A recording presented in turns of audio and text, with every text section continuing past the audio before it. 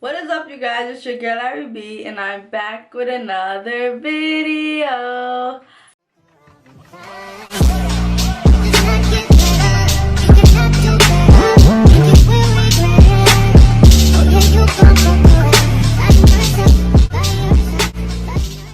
Okay, y'all, so in today's video, we're going to work with one of my #1 favorite companies, which is Unice. And I received this 24-inch reddish brown 13x4 frontal wig. If I sound congested, y'all, the weather just got me messed up. The hair came as body wave, but as you guys can see, I threw in some loose curls.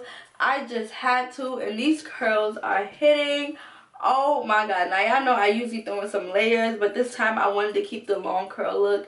I don't know, but y'all, these curls, this wig, the lace, everything is just giving what it's supposed to. Like, I'm really jacking this hair. I feel like this is my color. I feel like I've never received a lot of wigs this color, and this color has grown on me so much. Like, this wig is everything. This hair is everything. I had to throw in some curls because I feel like I haven't done curls in a long time, or maybe I'm bugging. But you girl had to get that.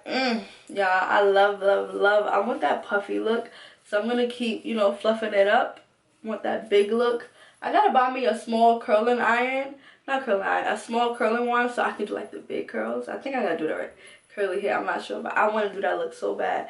But y'all, enough rambling. Let's get into this video. If you guys are interested on how I got this look, continue watching. If you want the same exact wig, you guys already know I got you with the link down below. Don't forget to like, comment, subscribe. Head over to Unice, buy a wig, and now I tell them I sent you. Like, tell them I sent you. I'm gonna have a code and everything down below.